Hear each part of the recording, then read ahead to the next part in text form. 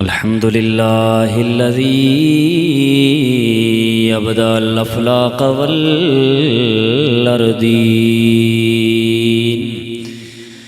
والصلاة والسلام على سيد العرب والعجم، سيد العالمين،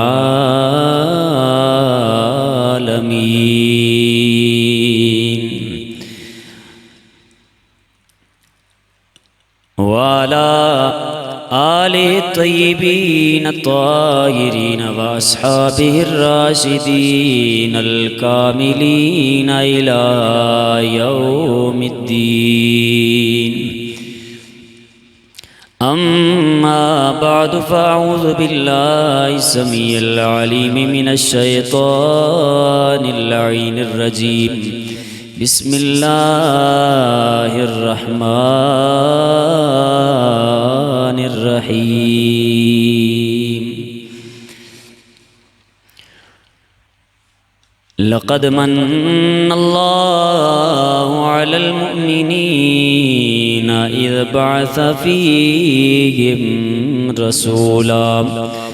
آمنت بالله، صدق الله مولانا العظيم، وبلغنا رسوله النبينا الكريم الأمين. إن الله وملائكته يصلون على النبي، يا أيها الذين آمنوا صلوا عليه وسلموا تسلیما.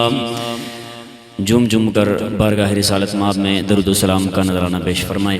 صلی اللہ علیہ یا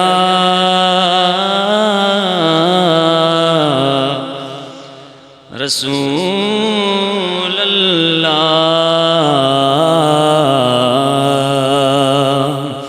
وسلم علیک یا حبیب اللہ، صلی اللہ علیک یا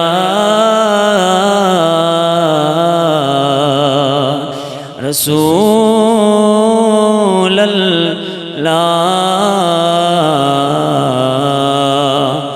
وسلم علیک یا حبیب اللہ.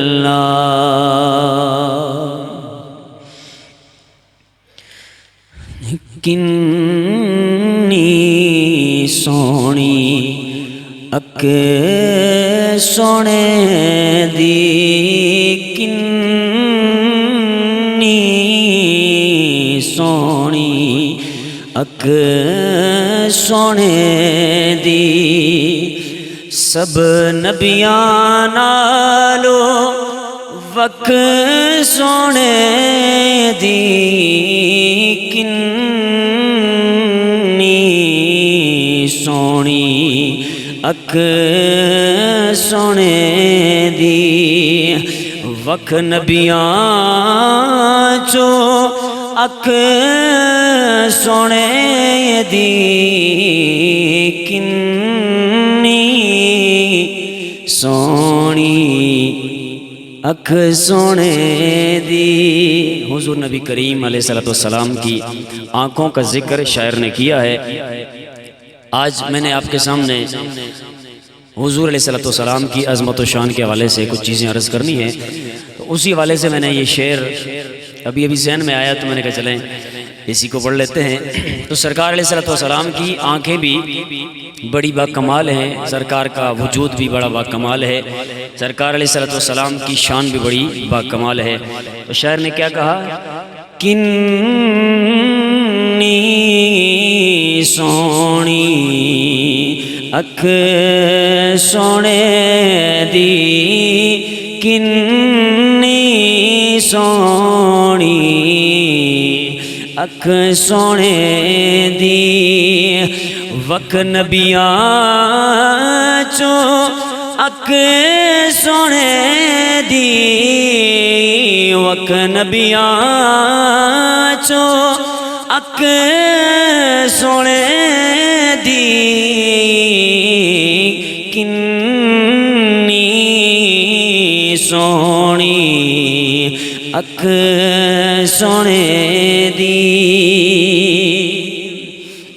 اور شاعر آگے مزید کہتے ہیں دل وچ چانن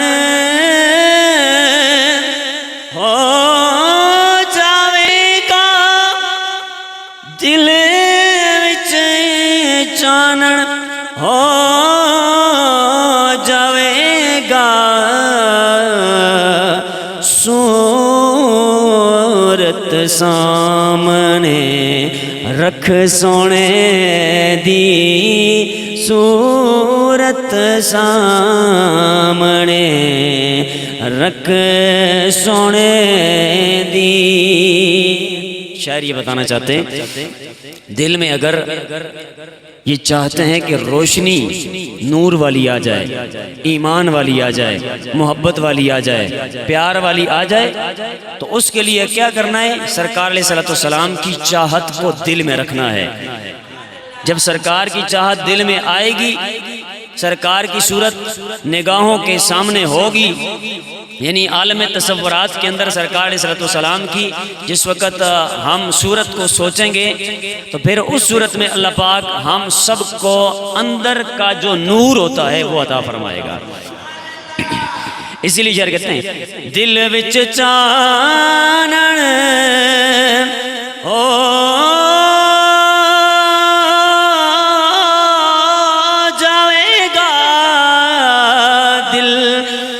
چانن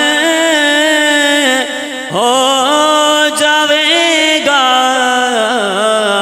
صورت سامنے رکھ سونے دی کنی سونی اک سونے دی.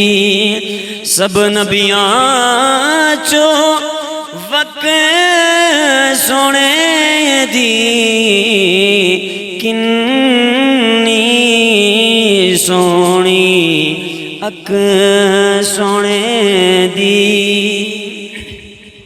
اور آگے حضور علیہ السلام کی جو خوراک مبارک تھی، آپ کا کھانا مبارک تھا، اس حوالے سے شاعر نے بڑا پیارا نقشہ کھینچا ہے.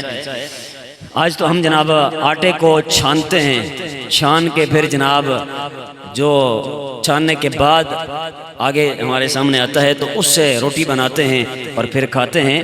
لیکن حضور علیہ السلام کا کھانا کون سا وقت ہوتا تھا؟ شاعر کہتا ہے انچنا آٹا، انچنا آٹا، انچنا آٹا روٹی موٹی، انچنا آٹا روٹی موٹی، کدی خوراک تے چکھ سونے دی، کدی خوراک تے چکھ سونے دی کنی سونی اک سونے دی. اک نبیاں چو اک سونے دی. اور آگے ایک زبردست ایک سمت ہے، اس طرف شاعر نے اشارہ کیا ہے. فرمایا کئی لوگ ایسے ہیں کہ جو نبی کریم علیہ السلام کو اپنے جیسا کہتے ہیں، لیکن جو عاشق ہیں حضور علیہ السلام کو بے مثل اور بے مثال کہتے ہیں. تو شاعر اسی حوالے سے کہتے ہیں جن نے جانیا اپنے ورگا، جن نے جانیا اپنے ورگا، جن نے جانیا اپنے ورگا، خبر نونو کک سونے دی، خبر نہیں اونو ککھ سونے دی، یعنی جس نے حضور علیہ السلام کو اپنے جیسا سمجھا اس کو ذرہ برابر بھی حضور علیہ السلام کی خبر ہی کوئی نہیں ہے، ککھ بھی خبر نہیں۔ تو جو حضور علیہ السلام کو بے مثل کہتے ہیں، بے مثال کہتے ہیں، انہوں نے حقیقت میں اللہ پاک کے سونے نبی کی شان کو سمجھا ہے، لیکن جو اپنے جیسا کہتے ہیں ان کو ککھ بھی سرکار کے بارے میں علم نہیں ہے۔ تو اسی لیے شاعر اہل سنت و جماعت کا جو بھی ہو، وہ جہاں اپنے عقیدے کی وضاحت کرتا ہے وہاں ساتھ جناب والا حضور علیہ السلام کے حسن کا بھی پرچار کرتا ہوا نظر آتا ہے۔ تو سامعین محترم، اللہ تبارک و تعالیٰ کی بارگاہ میں دعا ہے اللہ پاک مجھے حق اور سچ آپ تک پہنچانے کی توفیق نصیب فرمائے۔ اللہ تبارک و تعالیٰ نے اپنے سونے نبی کو بے مثل بنایا ہے اور بے مثال بنایا ہے۔ اسی حوالے سے میرے آقا کریم علیہ السلام کہ غلاموں کا جو انداز تھا وہ میں نے آپ کے سامنے عرض کرنا ہے۔ ویسے قرآن پاک کے اندر اللہ پاک نے فرمایا وَمَن يُطِعِ الرَّسُولَ فَقَدْ أَطَاعَ اللَّهَ، جس نے رسول اللہ صلی اللہ علیہ وسلم کی اطاعت کی اس نے اللہ کی اطاعت کی۔ دوسرے مقام پر حضور علیہ السلام نے خود ارشاد فرمایا وَمَنْ أَطَاعَنِي فَقَدْ أَطَاعَ اللَّهَ وَمَنْ عَصَانِي فَقَدْ عَصَى اللَّهَ، جس نے میری اطاعت کی اس نے اللہ کی اطاعت کی، اور جس نے میری نافرمانی کی اس نے اللہ کی نافرمانی کی۔ یعنی حضور کی نافرمانی کرنے والا اللہ کی نافرمانی کرنے والا ہے، اور حضور کی اطاعت اور حضور کی پیروی کرنے والا اللہ کی پیروی کرنے والا ہے۔ کہیں بھی قرآن پاک میں اللہ پاک نے یہ نہیں فرمایا کہ جس نے میری اطاعت و فرما برداری کی اس نے میرے نبی کی اطاعت و فرما برداری کی، یہ نہیں فرمایا ہے۔ یعنی اللہ نے اپنی اطاعت و فرما برداری کو نبی کی اطاعت و فرما برداری نہیں کہا ہے قرآن میں، لیکن نبی کی اتنی عظمت و شان ہے کہ اللہ پاک نے نبی کی اطاعت، نبی کی فرما برداری کو اپنی اطاعت و فرما برداری کہا ہے۔ سمجھنے والے بندے کے لیے اتنی بات کافی ہوتی ہے، اور یہ بہت بڑی بات ہے، سمجھ آئی نا؟ تو اللہ پاک نے کبھی بھی اپنی اطاعت و فرما برداری کو اپنے نبی کی اطاعت و فرما برداری نہیں کہا، بلکہ اپنے نبی کی اطاعت اور فرما برداری کو اپنی اطاعت اور اپنی فرما برداری کہا ہے۔ فرمایا وَمَن يُطِعِ الرَّسُولَ فَقَدْ أَطَاعَ اللَّهَ، جس نے رسول کی میرے سونے نبی کی اطاعت کی اس نے تحقیق اللہ ہی کی اطاعت فرمائی ہے۔ حضور نبی کریم علیہ السلام کے صحابہ کرام جو تھے وہ نبی پاک صلی اللہ علیہ وسلم کی اطاعت اور فرما برداری فرمایا کرتے تھے۔ اسی اطاعت اور فرما برداری کے اندر حضور علیہ السلام کے صحابہ کبھی تو اپنی جانوں کے نذرانے پیش کرتے تھے، کبھی مالوں کے نذرانے پیش کرتے تھے، کبھی اولادوں کے نذرانے پیش کرتے تھے، کبھی کنبے قبیلے کے نذرانے پیش کرتے تھے۔ الغرض نبی کریم علیہ السلام کے صحابہ کرام ہر طرح کی قربانی حضور علیہ السلام کی محبت میں دے دیا کرتے تھے۔ کسی بھی قربانی سے نبی پاک صلی اللہ علیہ وسلم کے صحابہ گریز نہیں کیا کرتے تھے۔ کیوں؟ وہ قربانیاں کیوں پیش کرتے تھے؟ نبی کی ذات کے لیے اپنا مال کیوں لٹاتے تھے؟ نبی کی ذات کے لیے اپنی جانیں کیوں لٹاتے تھے؟ نبی کی ذات کے لیے اپنے تن من دن کی قربانی کیوں دیتے تھے؟ صرف سونے نبی کی محبت میں۔ کس کی محبت میں جی؟ تو پتہ چلا نبی کی محبت یہ ایسی محبت ہے کہ جس محبت میں اللہ کے نبی کے پیارے یاروں نے ہر طرح کی قربانیاں پیش کی ہیں، اور وہ قربانیاں پیش کر کے ہمیں بھی ترغیب دے دی۔ فرمایا سونے نبی سے پیار کرنے والوں، ہم نے جب جان کی قربانی تک بھی پیش کر دی، بچوں کی قربانیاں تک بھی پیش کر دی، تو تمہارے لیے بھی یہ سبق ہے کہ جب دین کا معاملہ آئے تو دین کے معاملے میں ہر طرح کی قربانی تم نے پیش کرنی ہے۔ سمجھ آئی نا؟ تو حضور علیہ السلام کہ وہ صحابہ جنہوں نے حضور علیہ السلام کی ذات کے لیے ہر طرح کی قربانی پیش کی، محبت مصطفیٰ کا تقاضا یہ ہے کہ ہم نبی پاک صلی اللہ علیہ وسلم کے ان صحابہ سے پیار کریں اور ان صحابہ سے محبت کریں۔ آج تو صرف جناب چند ٹکوں کی باری آتی ہے تو ہم جناب سستیوں کے اظہار کر رہے ہوتے ہیں، لیکن نبی کے صحابہ نے جناب اپنے سر، اپنی زندگیاں، اپنی اولادیں، اپنا کنبہ، اپنا قبیلہ، سب کچھ جناب اس طرح ہتھیلیوں پہ اٹھا کے کافروں مشرکوں کے سامنے وہ گئے، کہا ہمیں مارنا ہے تو مارو، ہمیں اگر جناب تکلیف دینی ہے تو دے دو، ہمیں ستانا ہے تو ستاتے رہو، ہمیں گالیاں دینی ہے تو دیتے رہو، لیکن ہمارے سونے نبی کے خلاف ہم کوئی بھی غلط بات سننا گوارا نہیں کرتے ہیں، ہمارے نبی کے خلاف کوئی بھی بات نہ کرو، ہمیں جو کچھ کہنا ہے تو کہتے رہو۔ جب نبی کریم علیہ السلام کے صحابہ نے یہ قربانیاں پیش کی تو پھر دین اسلام نے ان کے مرتبے کو بھی بڑھایا، اور پھر کیسے بڑھایا؟ پھر خود نبی کریم علیہ السلام نے ارشاد فرمایا اکرموا اصحابی، فرمایا اے میری امت، میرے صحابہ کی تم نے عزت کرنی ہے، کیوں؟ فإنہم خیارکم ثم الذین یلونہم، فرمائی یہ میرے جو صحابہ ہیں یہ تم سب میں بہترین قسم کے لوگ ہیں۔ تو یہ بہترین کس وجہ سے ہوئے؟ نبی کی محبت کی وجہ سے، نبی کی ذات کے لیے ہر طرح کی قربانی دینے کی وجہ سے نبی کے صحابہ کو مقام ملا، اور یہ ایسا مقام ہے جس کو اللہ پاک نے خود قرآن میں بھی بیان فرمایا ہے۔ اللہ تبارک و تعالیٰ نے قرآن کریم کے اندر ارشاد فرمایا فَإِنْ آمَنُوا بِمِثْلِ مَا آمَنْتُمْ بِهِ فَقَدْ اهْتَدَوْا، فرمایا تمہارا ایمان ویسے ہی عام سا جو ہے نا صحابہ سے ہٹ کے اگر کوئی ایمان ہے، اللہ پاک فرماتا ہے وہ ایمان میری بارگاہ میں مقبول نہیں ہے۔ حضرت صدیق اکبر، فاروق اعظم، عثمان غنی، مولا علی، عشرہ مبشرہ الغز نبی پاک صلی اللہ علیہ وسلم کے تقریباً 1.25 لاکھ صحابہ کرام ہیں۔ حضور علیہ السلام کے صحابہ کی عظمت یہاں سے ہی ظاہر ہوتی ہے۔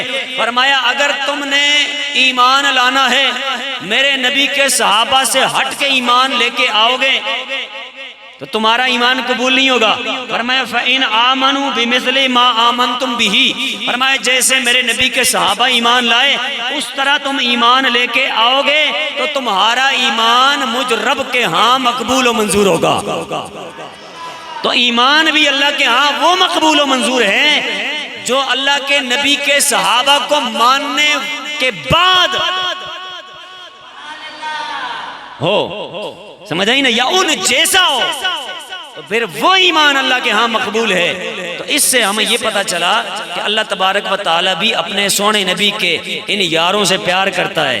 تو اللہ اپنے نبی کے پیاروں سے کیوں پیار کرتا ہے؟ صدیق اکبر، فاروق اعظم، عثمان غنی، مولا علی وغیرہ سے ان سے کیوں پیار کرتا ہے؟ کیونکہ یہ میرے نبی سے پیار کرتے ہیں، یہ نبی کے صحابہ نبی سے پیار کرتے ہیں، اور انہوں نے جب نبی سے پیار کیا، انہوں نے جب نبی سے محبت کی، اللہ پاک نے پھر جانچ لیا، پرکھ لیا کہ یہ میرے نبی سے پیار کرتے ہیں تو میں کیوں نہ ان کے ایمان کو ایک ترازو بنا لوں، ایک تھرمامیٹر بنا لوں، اور وہ بھی اسی لیے یہ میرے نبی سے پیار کرنے والے ہیں تو میں یہ آئندہ آنے والے ایمان والوں کے لیے شرط رکھ لوں کہ میری بارگاہ میں انہی لوگوں کا ایمان مقبول ہوگا جو نبی کے صحابہ جیسا ایمان لے کے آئیں گے۔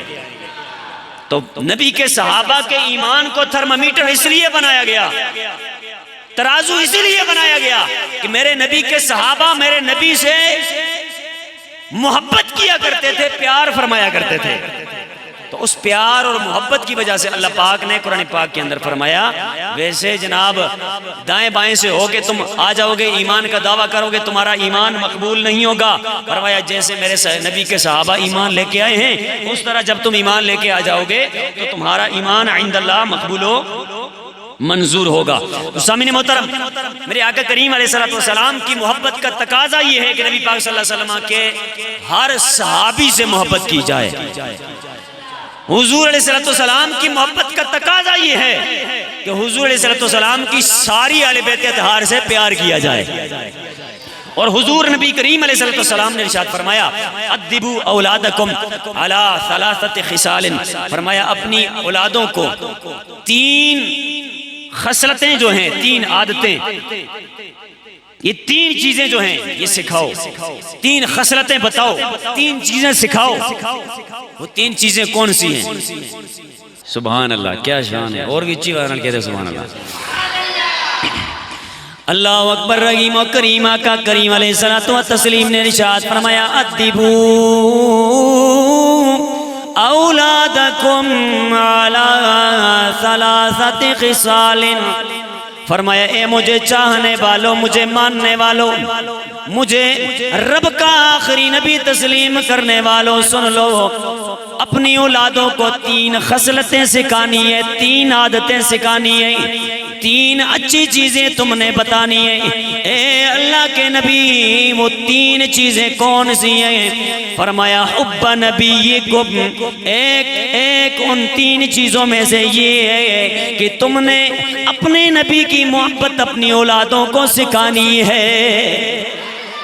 ارے یہ کہنا نبی کو دیوار کے پیچھے کا علم نہیں، یہ نبی کی محبت نہیں ہے۔ یہ کہنا کہ جناب نبی کا خیال نماز میں آ جائے تو نماز ٹوٹ جاتی ہے، بندہ مشرک بن جاتا ہے، یہ نبی کا ادب نہیں ہے۔ ارے یہ کہنا کہ اللہ کے نبی کو غیب ہے ہی نہیں ہے، یہ نبی کا ادب نہیں ہے۔ ارے یہ کہنا کہ اللہ کے نبی حاضر و ناظر نہیں ہے، یہ اللہ کے نبی کی محبت نہیں سکھائی جا رہی ہے۔ ارے یہ کہنا کہ معاذ اللہ کے نبی میرے تیرے جیسے گئے، یہ اللہ کے نبی کی محبت نہیں سکھائی جا رہی ہے۔ اس سے اللہ کے نبی کی محبت دلوں میں نہیں آتی ہے۔ اللہ کے نبی کی محبت کیسے آتی ہے؟ ہم جس وقت اپنی اولادوں کو یہ سکھائیں گے کہ اللہ تبارک و تعالیٰ نے جتنے بھی نبی بنائے گئے، جتنے بھی رسول بنائے ہیں، کائنات کے اندر رب قدیر نے جتنی بھی مخلوقات بنائی ہے، اللہ تبارک و تعالیٰ نے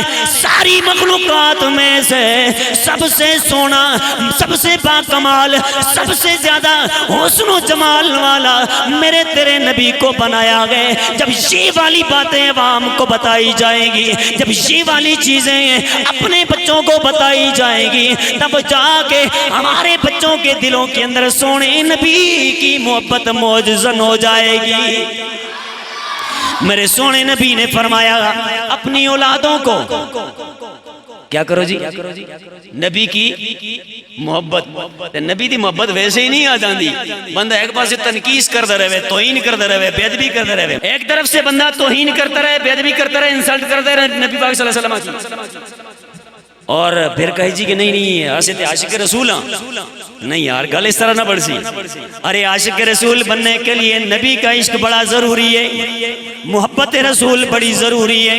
ارے کسی بھی بندے کی محبت دلوں کے اندر تب آتی ہے جب بندہ اس شخصیت کی بے ادبی نہ کرے، اس سے باز رہے، اس سے بچا رہے، بلکہ ہر آن، ہر لمحہ، ہر گھڑی اس شخصیت کی عظمت و شان کو بیان کیا جائے، تب جا کے بڑوں کے دلوں کے اندر بھی اس شخصیت کی عظمت اجاگر ہوتی ہے، بچوں کے دلوں میں بھی محبت ظاہر ہوتی ہے۔ فرمایا اپنی اولادوں کو سونے نبی کی محبت سکھانی ہے۔ دوسرے نمبر پر میرے آقا کریم رؤوف الرحیم صلی اللہ تعالی علیہ وسلم نے ارشاد فرمایا اے میری امت، دوسری یہ چیز اپنی اولادوں کو سکھانی ہے۔ یا رسول اللہ کون سی چیز ہے؟ فرمایا وہ حب اہل بیتہ، فرمایا صرف میری کی محبت لوگوں کو، بچوں کو نہیں سکھانی ہے، فرمایا میری اہل بیت کی محبت بھی لوگوں کو اور اپنے بچوں کو خصوصی طور پہ سکھانی ہے۔ اے اللہ کے نبی، ہم اگر یہ کہیں گے کہ جناب یہ 2 شہزادوں کی جنگ تھی تو کیا اس سے سونے نبی کی آل کی محبت اجاگر ہوتی ہے یا جناب والا توہین ہوتی ہے؟ ایک طرف سے قوم شہزادہ کہہ رہے ہیں، دوسری طرف سے اس کے مقابلے میں شہزادہ ہی کہہ رہے ہیں، کیا خیال ہے جناب اس سے محبت ظاہر ہوتی ہے؟ نہیں، یزید فاسق تھا، یزید فاجر تھا، یزید کتے لڑانے والا تھا، یزید حرام کاری کا مرتکب تھا، اس کے مقابلے میں حضرت امام حسین آئے۔ چلیں ضمناً بات آ گئی ہے، یہ بتا دیتا ہوں، اس کے مقابلے میں حضرت امام حسین علی وقار میدان کربلا میں آئے، اور پاکستان کا وزٹ کرنے والا ڈاکٹر ذاکر نالائق، میں نالائق اس واسطے ہے کہ جڑا نبی دی آل دا نہیں، اس تو وڈا کوئی نالائق دنیا میں ہے ہی نہیں ہے۔ گل سمجھ آئی کہ نہیں؟ ہاں جی، یہ ایک بات ذمن میں آ گئی تو میں کر رہا ہوں، نہیں تو میرے پاس اس کی پوری لسٹ ہے. میں نے اگر بتا دیا نا آپ کہیں گے اس کو تو یہاں آنا ہی نہیں چاہیے، اس میں پابندیاں ہونی چاہیے. بات سمجھ آئی نا؟ تو ہمیں کسی ذات سے کوئی مسئلہ نہیں ہے. کئی میل دور ہونے دے سے تو نے اساں بندہ سانجا نہیں ہے، لیکن جس وقت نبی دے بارے وچ تے نبی دی حال دے بارے وچ منہ کھول سی، چاہے دور دراز دا ہوئے اساں نیڑے دا ہوئے، اسی جناب اس دی جو ہے نا خباستہ ہوں دسا لوگوں کو اسی دساں کہ جناب ہاں اساں دی جڑی عوام ہے وہ باز رہے دور رہے. اور سوشل میڈیا پہ بھی کئی بندے اپنے ہو کے بھی پھر کمنٹ کرتے ہیں جی کیا مسئلہ ہے جی. ارے جو مسئلہ ہے وہ آپ کو پتہ نہیں ہے تو تبھی آپ جناب یہ باتیں کر رہے ہیں کہ کیا مسئلہ ہے. اوپن مائنڈ ہو کے بندہ اس بندے کو سنے کہ جو خود بھی اوپن مائنڈ ہو، جو خود جناب غیر مقلدیت کی زنجیروں کے اندر جکڑا ہوا ہے، اس کی تقریر کے بارے میں ہم سننی ہو کے کہیں جناب کہ سوتو سے سنے ہو ایسے تو نہ آختے کدے بھی. سمجھ آئی نا؟ تو اس واسطے یزید کے مقابلے میں حضرت امام حسین علی وقار آئے تو یہ وہ ڈاکٹر ذاکر نالائق ہے جس نے کہا تھا وہ دو شہزادوں کی جنگ تھی. ایک طرف سے حضرت امام حسین علی وقار جن سے سونے آقا کریم علیہ السلام پیار کیا کرتے تھے، محبت فرمایا کرتے تھے، ان کے لبوں کو چوما کرتے تھے، ان کے رخساروں کو چوما کرتے تھے. سرکار مدینہ نماز میں ہوتے یہ پیارے آپ کے کندھوں پہ آ جایا کرتے تھے. سرکار مدینہ علیہ السلام نماز کے اندر جناب ان کو اوپر سے اٹھانا گوارا نہیں کرتے تھے. ایک طرف یہ شخصیت اور دوسری طرف جناب ان کو شہید کرنے والے، اور جو اس دور کے اندر ان دونوں کو شہزادہ کہے تو اس کا مطلب تو یہ ہے کہ معاذ اللہ جناب یزید کو حسین علی وقار جیسا مرتبہ دے دیا اس نے نا. یا دوسرے نقطۂ نظر سے اگر دیکھا جائے تو جو یزید کا کردار تھا وہ سارے کا سارا معاذ اللہ حضرت امام حسین علی وقار پہ فٹ کر رہا ہے، لیکن ہم لوگوں کو سمجھ نہیں آ رہی. تو بہر صورت اہل بیت مصطفیٰ کی عظمت و شان ایسے ظاہر نہیں ہوتی ہے کہ ہم جناب کہیں جی کہ یہ دو شہزادوں کی جنگ تھی. ہم کہتے ہیں نہیں، وہ اگر ہے شہزادہ اس کو آپ کہتے ہیں تو وہ تمہارا شہزادہ ہے، وہ تمہیں مبارک ہو. ہمارے شہزادے محمد مصطفیٰ کریم کے حسنین کریمین ہیں. ہم ان سے پیار کرتے ہیں، ہم ان سے محبت کرتے ہیں. ہم اس وقت کے یزیدوں سے بھی نفرت کرتے تھے، آج کے یزیدوں سے بھی نفرت کرتے ہیں. ہم اس وقت حسین کے چاہنے والوں سے محبت کرتے تھے، آج کے حسینیوں سے بھی ہم محبت کرتے ہیں. یا حسین یا حسین اکتی ٹھنڈک دل دا چین. اچھی بات بول دے اکتی ٹھنڈک دل دا چین. سارے آواز کٹ سو دیتے ہیں گلہ گچاسی ویسے نہیں. اکدی ٹھنڈک دل دا چین. وہ پچھو کئی بندے نہیں بول رہے کیوں جی کوئی مسئلہ ہے کوئی ڈاؤٹ ہے.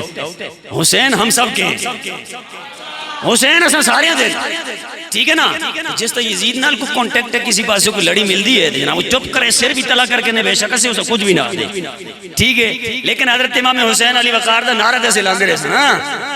اور جب یزید کے حمایتی پاکستان کی پاک دھرتی پہ آکے اس کو غلاظت کے اندر جناب ڈالنا چاہیں گے، ہم حسین کا نام لے کے بتائیں گے تم پاکستان کو ناپاک کرنے کے لیے آ رہے ہو عقیدے کے لحاظ سے. لیکن ادھر پاکستان کے اندر پاکستان کو ماننے والے اور نبی پاک صلی اللہ علیہ وسلم کے اہل بیت اطہار کو ماننے والے بھی موجود ہیں. تو ہم یہ نعرہ لگاتے ہیں عقدی ٹھنڈک دل دا چین. جس کو چڑ ہوتی ہے ایک نہیں لاکھ تک ہو جائے ہم پھر نعرہ لگائیں گے عقدی ٹھنڈک دل دا چین. عقدی ٹھنڈک دل دا چین. جو حسین کا نہیں وہ نبی کا نہیں ہے، اور جو نبی کا نہیں ہے وہ اللہ کا نہیں ہے، اور جو اللہ کا نہیں ہے وہ جہنمی ہے. وہ کیا ہے جی تو سیاسو شاید ویسی جناب جذبات نہیں. میرے آقا کریم علیہ السلام نے فرمایا من اذا شارتا منی فقد اذانی. موضوع تو خیر میرا یہ نہیں تھا لیکن ضمناً بات آگئی. فرمایا جو میرے شعر کو، شعر کہتے ہیں بال کو، من اذا شعرتا منی فقد اذانی. فرمایا جس نے میرے بال کو تکلیف پہنچائی اس نے مجھے تکلیف پہنچائی. ومن اذانی فقد اذى اللہ، اس نے اللہ کو تکلیف پہنچائی. بال کٹنے سے بندے کو تکلیف ہوتی ہے جی. میں اکھیڑنے دی گل نہ کرنا، میں پٹن دی گل نہ کرنا، میں صرف کٹنے دی گل کرنا. بال کٹنے نال بندے تکلیف ہوندی ہے وہ دسو نہ ہوندی ہے. نہیں ہوتی ہے. لیکن نبی کریم علیہ السلام فرماتے ہیں جس نے میرے بال کو تکلیف پہنچائی اس نے مجھے تکلیف پہنچائی. تو پتہ چلا کہ نبی کے بال کو بھی بے جا اگر کوئی کاٹے آپ کے اذن کے بغیر تو نبی کو تکلیف ہوتی ہے. اذن کے بعد الگ بات ہے, شریعت کے مطابق وہ ایک الگ بات ہے, لیکن بطور ظلم, بطور جبر, بطور زیادتی جو نبی کے بال کو بھی کاٹتا ہے نبی کو تکلیف ہوتی ہے. تو جس یزید لعین نے میدان کربلا میں ارے صرف بال کی بات نہیں نبی کی آل کو کاٹا ہے, بال کو نہیں نبی کی آل کو کاٹا ہے. جب بال سے تکلیف نبی کو ہوتی ہے تو نبی کی آل کو جب میدان کربلا میں کاٹا گیا نبی کو تکلیف نہیں ہوگی. تو من ازا شعرۃ منی فقد ازانی, فرمایا جس نے میرے بال کو تکلیف پہنچائی اس نے مجھے تکلیف پہنچائی ہے. تو اس سے بات ثابت ہو گئی جس نے نبی کی آل کو تکلیف پہنچائی اس نے نبی کو تکلیف پہنچائی, اور جس نے نبی کو تکلیف پہنچائی اس نے اللہ کو تکلیف پہنچائی. اور جو اللہ کو اذیت دیتا ہے اس کا ٹھکانہ جنت ہے کیا؟ اس کا ٹھکانہ پھر جہنم ہی ہے نا. تو میرے آقا کریم علیہ السلام نے فرمایا حب اہل بیتہ, فرمایا اپنے بچوں کو میری اہل بیت کی محبت سکھاؤ. اور یہ جو آ رہے ہیں نا, یہ جو پینٹ شرٹ ٹائی والا آ رہے ہیں نا, آندے نا اصلا علمی اختلاف ہے, کوئی ذاتی نہیں ہے, ٹھیک ہے, جس میں تکلیف ہوندی ہے بے شک میں حق بیان کر ساں. تو یہ پہلی تو بات یہ قرآن پاک کہتا ہے ادخلوا فی السلم کافہ, اسلام میں پورے کے پورے دے پورے اسلام بچ داخل ہو جاؤ, اسلام میں پورے پورے داخل ہو جاؤ. اس کا کیا مطلب ہے؟ اٹائی جناب کس علی پہنی دیئے اس نے پینٹ شرٹ کس والی ہے؟ من تشبہ بقوم فہو منہم. میرے آقا کریم علیہ السلام نے فرمایا جو جس قوم کی مشابہت اختیار کرتا ہے وہ انہی میں سے ہوتا ہے. لکھا نال جناب وہ کلمے پڑھا کرنے ایک کوئی اتنی بڑی گل نہیں ہے. اس میں سادی جی گل دساں, ایک بندہ خود ہی بے ایمان ہے, عقیدے اس سے خراب ہیں, وہ جناب اپنے عقیدے جیسے لکھا نال پڑھا کے تو کوئی فائدہ ہے؟ وہ اپنے ہی اس کا جناب عقیدہ خراب ہے, باقیاں دے بھی عقیدے جناب وہ ٹھیک ہے, وہ جناب ہندوؤں تو سکھاں تو اس نے کٹ گئے تھے ایک اسلام دا ٹائٹل لا دیتے, لیکن اپنے ہی عقیدے غلط ہیں. وہ یہ نہیں دے عقیدے کہ نماز وچ نبی دا خیال آ جاوے تے بندہ مشرک بن جاندے, وہ یہ نہیں دے عقیدے کہ نبی دیوار دے پیچھے دا کوئی پتہ نہیں ہے, یہ نہیں دے عقیدے کہ جناب نبی بڑے پراؤ جیسے, یہ نہیں دے عقیدے کہ معاذ اللہ جناب کوڑا بھی خدا ہو سکتے, ہاں ہاں کوڑا بھی خدا ہو سکتے, انہاں دے عقیدے وٹا بھی خدا ہو سکتے. وہ الگ گل ہے کہ جناب عوامہ پتہ نہیں ہے, ایسے جناب صرف وہ والا ریفرنس دیتا ہے, وہ تورات میں لکھا ہے, انجیل میں لکھا ہے, انجیل کے چپٹر نمبر فلان تو فلان تو فلان, ایک وڈی گل نہیں ہے. اس تے اپنے چیلے نے خود تھوڑے دن بعد دسیا سا, تسی اور بھی سوشل میڈیا تے سرچ کرو تو مل جاسی. اس نے جی باقاعدہ اساں سمجھاندا سی آتے سے جی بس تساں نے جا کے اے مائک تساں کو دیسی تے دیتا جاسی, ٹھیک ہے, اے والا سوال کرنے دوسرے بندے سوال دی پرچی دے کے اساں الگ دوسری جگہ تک کھلارے ہوندے, اجی تو دے سوال کر رہے تیسرے بندے چوتھے بندے اسی طرح 4-5 بندے انہاں مختلف پرچیاں دے کے اس بندے نے خود اقرار کیتے اس کا جو چہلہ ہے ٹاؤٹ, بعد وچ جس وقت اس تو پھریا نا اس تو بعد وہ خود ہی دستے اجی کہ اسی طرح اساں سارے وہ تیار کر کے سوال خود دے کے پھر مجمع میں بیٹھ کے نہ دے, وہ بندہ جناب جس کو مائک ہوندے نا وہ صرف ہی نہیں بندے وہ جا کے مائک دیندے ہوندے بس. تو دیکھیں اس طریقے سے لوگوں کو گمراہ کیا جاتا ہے, اور ہم لوگ تو یہ سمجھتے دیکھیں جو سوال ہوا تو سوال کے بعد فوراً حوالے پہ حوالہ دلیل پہ دلیل ہے نا, آیت پہ آیت نہیں, بچوں پتہ نہیں ہے کہ جناب یہ جڑا سوال ہویا نا, یہ سوال پہلے خود تیار کیتے, تیار کرنے تو بعد پھر جناب مجمع میں جو بندہ بٹھایا گئے, بٹھانے تو بعد جناب پھر اس کو سوال کروایا گئے, اور اس تو پہلے تیاری شریف کروائی گئی ہے. اور سامنے محترم بات یہ ہے کہ دلیلیں دینا اتنی بڑی بات نہیں ہوتی ہے, ہر بندہ دے سکتا ہے, اور بالخصوص ایسے تو یہ عام سا بندہ بھی کر سکتا ہے. تو سامنے محترم اس وقت پاکستان کی فضا کو آلودہ کرنے کے لیے عقیدے کے لحاظ سے یہ بندہ آ رہا ہے, اور ہم فکری طور پہ بالکل بھی اس کی حمایت بولے نا اس کی حمایت. نبی پاک صلی اللہ علیہ وسلم نے یہ جو فرمایا وَحُبَّ أَهْلِ بَيْتِهِ, میری اہل بیت کی محبت اپنی اولادوں کو سکھاؤ. تو میں منبر پہ بیٹھ کے اگر اس کی حمایت میں بات کروں گا تو کیا خیال ہے میں نبی کی آل کی محبت آپ کو بتا رہا ہوں یا وہ گل سمجھ آئی کہ نہیں؟ اور سمجھ آ رہی ہے نہیں آ رہی ہے؟ اور آگے فرمایا تیسرے نمبر پر میرے آقا کریم علیہ السلام نے فرمایا اپنی اولادوں کو تیسری خصلت یہ سکھاؤ وقراءۃ القرآن، قرآن پاک پڑھنا سکھاؤ اپنی اولادوں کو۔ تو اس واسطے ہم نے اپنے سونے نبی کی محبت بھی اپنی اولادوں کو سکھانی ہے، اپنے نبی کی آل کی محبت بھی سکھانی ہے، اور قرآن پاک کی تعلیم کے حوالے سے بھی ہم نے اپنے بچوں کی رہنمائی کرنی ہے اور ترغیب دینی ہے۔ کی خیال ہے جی؟ ان اترے چیزوں کا عمل کر سو کہ نہیں؟ بول سارے بول جاؤ تو پھر میں بس کرنا، ہمارا ٹائم تو پتہ کو نہیں ہے، کاڑی سامڑی بھی خراب ہے۔ ہاں جی کریں گے کہ نہیں؟ تو سونے نبی سے محبت کا تقاضا یہ ہے کہ نبی کا جو بھی گستاخ اور بے ادب ہو، کہیں سے آنے والا ہو یا جانے والا ہو، ہمارے دل میں اس کے حوالے سے محبت نہیں ہونی چاہیے۔ یہ نبی کی محبت کا تقاضا ہے۔ اور جو نبی کی آل کے ساتھ دشمنی رکھنے والا ہے کسی بھی حوالے سے، نبی کی آل کی محبت کا تقاضا یہ ہے کہ ہم ایسے بندے کی ہاں میں ہاں نہ ملائیں جو نبی کی آل کو جا کے فاسقوں فاجروں کے ساتھ جا کے ملاتا ہے۔ سمجھ آئی نا؟ اللہ پاک ہم سب کو مل کے